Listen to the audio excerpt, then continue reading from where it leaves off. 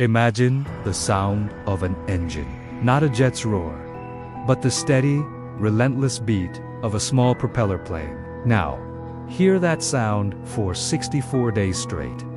2 months.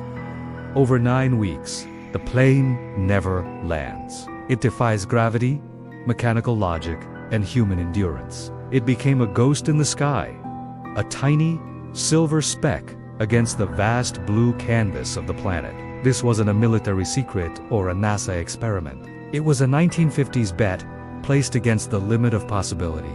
How do you keep a machine and 2 men in the air for that long? Transforming the sky into a permanent home. The year was 1958. The place was McCarran Field in Las Vegas. The Cold War had pushed mechanical and human limits to the breaking point. But this challenge was different. It wasn't about speed or altitude. It was about sheer persistence. The aircraft was a single-engine Cessna 172, named the Hacienda. It was small, fragile, and utterly ordinary, save for its vastly enlarged fuel tank. The 2 pilots were Jim Hanton and Bob Timm, 2 men with iron nerves and a shared audacious goal: to break the existing flight endurance record of 47 days. The public was skeptical. The engineers were nervous. A small plane flying for over a month and a half was seen as an engineering impossibility. The continuous vibration, the stress on the engine mounts the plane was guaranteed to simply fall apart. On December 4th, $1,958, the Hacienda lifted off. The landing gear was painted with a strip of white lacquer. That lacquer was the official seal. If they landed, the white strip would scratch, and the record attempt would fail.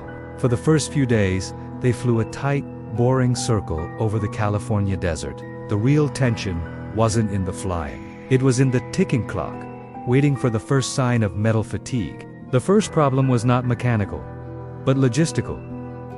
Fuel. To stay aloft, they couldn't land. They had to refuel in midair. This was the revolutionary scientific core of the mission. And it was ridiculously crude. It wasn't the precise jet-to-jet refueling of today. It was a high-stakes balancing act, involving a speeding truck on a straight road below. A Ford fuel truck raced beneath the Hacienda. A winch system lowered a hose. The plane had to fly just 20 feet above the moving vehicle, matching its speed and pitch perfectly while a crew member on the truck climbed a precarious wooden platform to feed the hose into the plane's tank. The sensory details were terrifying.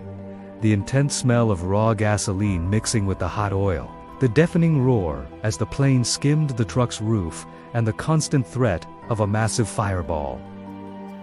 This was the Curiosity reset. The feat wasn't just flight. It was a complex synchronization experiment between land and air. It wasn't mechanical endurance that was tested, but human precision under constant, deafening stress. They had to perform this dangerous dance twice a day, every day.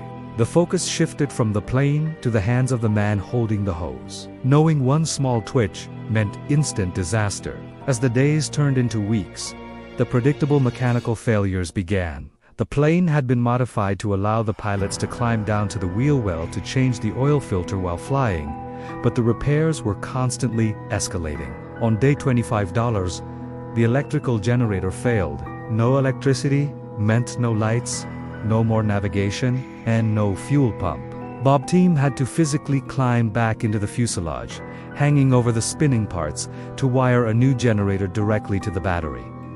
The noise was maddening. The risk of being sucked into the propeller was absolute.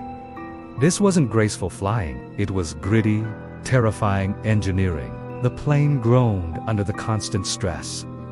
Oil streaked the windows. The cabin air became thick with stale fuel vapor and body odor. Every turn of the propeller was a ticking bomb. They had no idea when the metal would finally give way. They passed the 1-month mark, and then the $47-day record fell. The plane, against all logic, kept flying. The challenge now was purely psychological, extending the record into the territory of the impossible. By day $50, the focus had entirely shifted from the mechanics of the plane to the psychology of the pilots. The constant, droning engine noise was a physical assault. Sleep came in, staggered, $90 minute shifts. taken while the other pilot flew. But true rest became impossible. This was the core revelation. The most fragile component was the human mind. The pilots began to experience the severe symptoms of sleep deprivation. Hallucinations started. They would see phantom planes flying next to them or misjudge the altitude by hundreds of feet. Their hands trembled. Their speech became slow, slurred, and paranoid. The sky, once a symbol of freedom, became a gilded cage. Their perception of time was utterly destroyed. Day and night blurred into a single, endless, 24-hour cycle of vibration and noise. They had to rely entirely on ground control to tell them what day it was. The emotional core of the mission became clear. The ultimate test was not of the plane's engine, but of the human capacity to withstand monotony and fatigue. The ghost they were fighting was not mechanical failure, but the slow, corrosive destruction of the self. The true limit is not in the machine, but in the desire of the heart to push past the horizon. This solitary journey shows the profound strength found in the face of unending mechanical noise and the vast solitude of the sky. As the Hacienda surpassed $60 days, the mission became a global spectacle. Newspapers ran daily updates. The pilots were celebrities, though they were sealed off high in the sky. The pressure was enormous. Every passing day was another chapter in a history book. They chose to push on, setting a new goal: $65 days. But the plane was dying. The generator failed for good. The engine was burning oil faster than they could replace it. They had flown over 150,000 miles, equivalent to 6 trips around the Earth. The stress was palpable in every cracked plastic panel and loose rivet. The public watched in awe, but also with mounting dread. The fear was that the pilots, impaired by sleep deprivation, would inevitably make a fatal mistake during one of the precarious refueling operations. The sight of the little plane, greasy and worn, flying over the clean, ordered suburbs below was a powerful contrast. A tiny, exhausted machine defying the calm logic of the world. The climax was silent.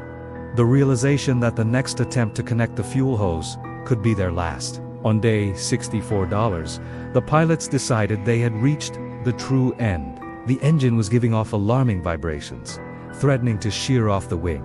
They had spent $1,558 hours aloft. Ground control prepared for the final, terrifying maneuver. The landing was perhaps the most dangerous part of the entire ordeal.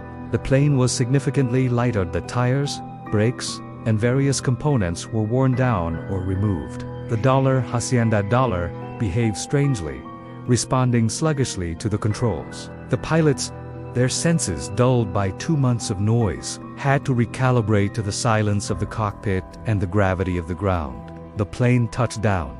The white lacquer strip finally scraped clean. The sudden silence, when the engine was cut, was deafening. The pilots, stiff and disoriented, needed hours to adjust to the reality of standing still. The flight broke all records and shattered all mechanical assumptions. It proved that human will, when perfectly focused, can push technology beyond its programmed limits. The Hacienda became a symbol of Pasistota, a tiny machine that carried 2 men into the impossible and brought them back. 64 days above the world. An echo of relentless human persistence. This amazing feat raises profound questions. Did Hanton and Timm truly find the limit of human resilience? What scientific breakthroughs in materials or fuel efficiency could break this record again today? And what does this endurance record reveal about the potential for long-haul space missions? Take a moment, reflect on their solitude and their grit. What is the longest time you've gone without sleep? And how did it affect you? Share your thoughts below. Subscribe to Untold Mystery as we next delve into the secrets of the $1,940. The mystery of the Nazi bell and its revolutionary, rumored technology.